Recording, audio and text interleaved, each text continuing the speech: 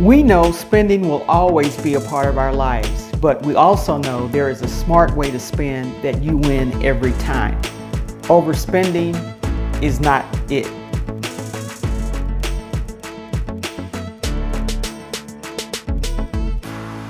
I'm Adrian from Adrian's Avenue, and I talk about things that are rich, relatable, and relevant that will help you make better decisions to a better life. Let's jump right into this one. Today we're going to talk about some tips and strategies that will actually help you keep more money in your pocket. And when it comes to buying things, and the first thing that we're going to talk about is buying things on sale. Try to buy things that you know that comes up on sale on a regular basis. Try to keep them in mind and buy them when the sale is on. We know in grocery stores, certain times chicken is on sale, certain times beef is on sale, certain times pork is on sale. If you like any of those three, why not buy it during those times? I know when I go to the grocery store, I shop at Whole Foods for my meats. And when they go on sale, especially ground meat or chicken, I will buy it when it's on sale. I don't know how often it's going to go on sale, but when it does go on sale, I purchase it because it's on sale and I'm saving money. I'm keeping money in my pocket. Because when it's not on sale, you're just giving the money away to the grocery store or whoever you're giving the money away to. So catch things that are on sale. Don't be so tempted to buy it while it's off sale. Unless you really, really need it, you can do it. But buy it on sale and stock up on it and save money. Tip number 2, slow down. Sometimes we go out, we see something that we like or that we want, it's the perfect thing, and we buy it right away. Then we go to another store or come home, get online, and we see it for a cheaper price. Just slow down. Sometimes we act too suddenly. We don't do the research on it to get that better price. And so the thing to do is to go ahead and find it where you can buy it, put your hands on it that day. But don't be so quick to purchase it right then. Come home or go to another store, do some research on it to get that very best price.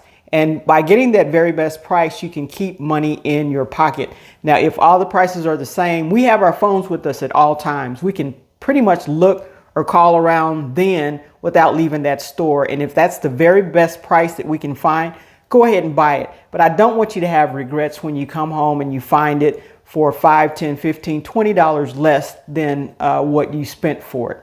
Now, this third reason or way for overspending has plagued us so much in the last couple of years, and that is paying a premium or too much for something that you know it's not worth that much.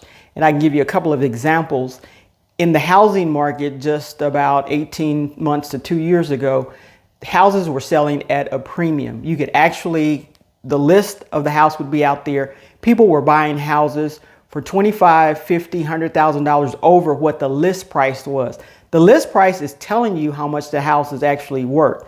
What you pay for it is a premium, and you knew what you were doing when you bought it. You just had to have it. People were waiting in line to buy houses. They were bidding on houses. The highest bidder got the house. It was just crazy out there a couple of years ago with these houses. Fast forward a couple of years and the housing prices have leveled off or lowered. And now some people are upside down in these houses because they paid too much for them. Overspending. They can't get out. They have to continue to pay the mortgage until the house comes back up because they can't sell it for what they paid for it. So they're upside down with these houses. Same things with cars. For the Tesla, they had outrageous prices for Teslas at one time. And now the Teslas have gone into a price war and they're down. They're much lower. Some of them are $25,000 lower than what you could buy them a couple of years ago.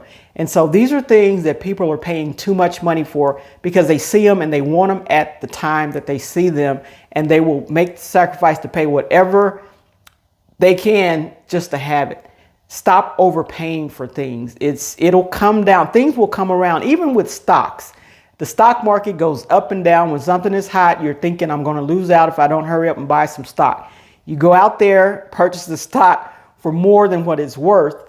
And then when the stock falls, you're saying, oh, stock isn't good. It doesn't make you money and all this kind of stuff. You have to buy things at the right price, whatever it is. So be cautious when things are costing too much, when they're too high. Don't overspend. Don't overpay for something because you're taking money out of your pocket, putting it in somebody else's pocket. So make sure we pay attention to just having to have something no matter what it costs. Don't overpay for something that's not worth it. Don't unfollow me, but some of you all out there focus more on what the monthly amount is as far as the monthly payment rather than how much it actually costs. And in particular, I'm talking about vehicles. When you go to buy a car, purchase a car, for the ones who can't buy a car in cash or don't want to buy the car in cash, the salesperson is going to ask you how much of a monthly payment do you want to make on this vehicle. They're never going to ask you how much you want to pay for this car because they can meet wherever you say you want to be. If you want to be at $500 a month, if you want to be at $600 or $700, they can maneuver the length of time that you're paying. They can maneuver sometimes that interest rate that you're paying to get it exactly where you want it. But when you calculate all those payments out and find out really how much you're paying for the vehicle, you'd probably be surprised. So the question that you should be focusing on and going back to, regardless of what they say the monthly payment is how much am I paying for this vehicle? And that's what you want to focus on. If you're a cash buyer, that's what you're going to be focused on because you don't care about the monthly payments because you're not going to be making them. So make sure we pay attention to the things that we need to pay attention to, and we won't be overpaying. But if you focus on that monthly payment, more than likely, especially if it has interest rates attached to it, you're going to overpay for something. And when it comes to our credit cards, you all, when we buy things and drag that payment out over, if we pay the $40 a month that they're telling us to, where the bill is $3,000, $4,000, $5,000, we're way overpaying the 24, 25, 26% interest on it.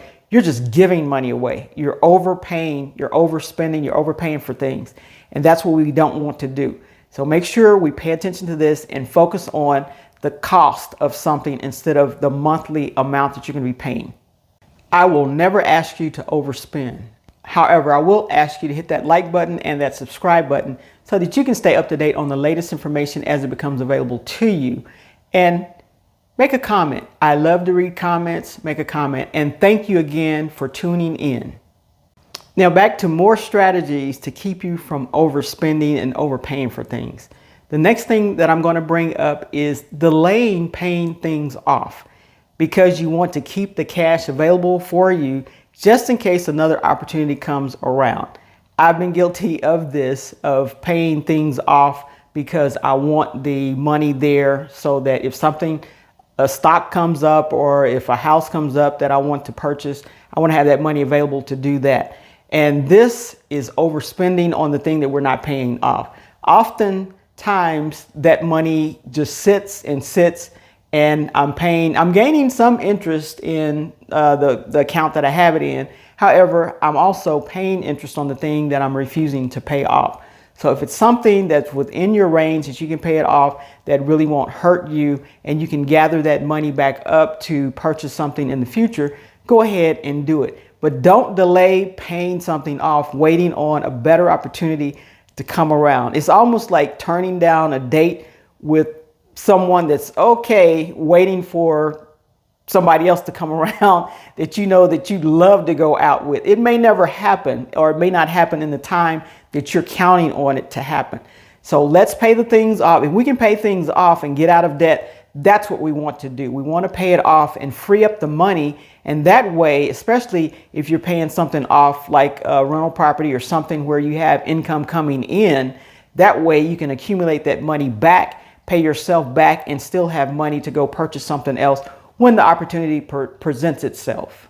I will tell you, this year is the first year that, I've had a Costco card for a while, but this is the first year that I understood why people flock to Costco, why it's so crowded, because the prices are incredible, especially for the non-perishables. You will see all kinds of nationalities in there. You'll see all kinds of people. They have these huge baskets, and families go in, as well as organizations, churches, and other organizations. They'll go in to purchase things. The prices are very, very reasonable, and you can buy things that won't perish, that you use you can buy something and never have to buy it the rest of the year, but get a great price on it. And so I'll give you an example.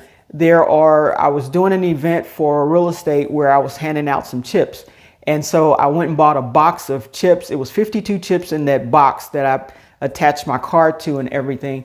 But I went and bought that box of chips, and the box of chips cost me about $29. I think it's about $29 for 52, as opposed going to a normal grocery store, a regular grocery store, getting a box of 18 chips for about $14. And so basically you get more than double the amount of chips in the bulk box. And I may be off with the prices. I'm thinking I paid lower than that. It may have been $21 or something like that for 52 bags of chips. Same size bag and everything, but you get so much value when you shop the big box stores for things that you need, especially in bulk, or things that are non-perishable that you can stock up and use throughout the year. So try that, because you will save money, put money back in your pocket, and not overspend by going to just a regular grocery store to buy these items. If you are in the military, which I am not, but my father is, and as we take him to certain places such as Home Depot, he can use his military discount. Make sure you see if there's places that you can use your military discount, such as Home Depot and Lowe's, and there are other places out there that you can do this. You want to take advantage of that. I think they give you like a 10% discount on certain things you can buy there, which include lawnmowers and things for the lawn, just most everything that they have there. There are a few things that they won't let you use a discount on. There are some sale items that you choose to sell over the discount. But let's not forget the military discounts and the discounts for senior citizens. Make sure you use all of those, because if you don't, you're truly overspending, because you're paying the price that someone else is paying, but you deserve that discount for the things that you've done, or either the age that you have become. And this last one, I can tell you 100% of the time you will be overspending if you're trying to keep up with someone else. You don't truly want the stuff. You just see somebody else gets it. And so you got to run out and get it so that you can keep up with them, keep the conversation going, show them that you can do it too. You're going to be overspending because they're telling you what to buy. They're telling you what not to buy. And so you're following their lead, and you're not in control of your money. You're not in control of your mind or the things that you do with your money. And this is going to be critical, especially the longer you do it, the longer you depend on them to lead and guide you into what to do and how to spend your money. You don't know how much debt the Joneses are in, and you're following behind them, getting in that same amount or more debt. Make up your own mind to be your own person, live your own life, do the things that you want to do, regardless of what anybody else thinks.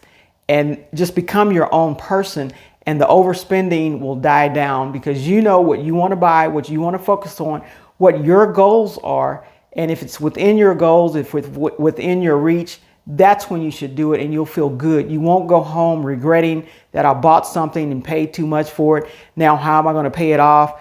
You know, my credit cards are out of control and all of this. You won't have to be burdened down with those worries. So overspending is a bad thing. Smart spending is a good thing. It keeps more money in your pocket. So use these tips that we've told you about as far as overspending, especially in this holiday season.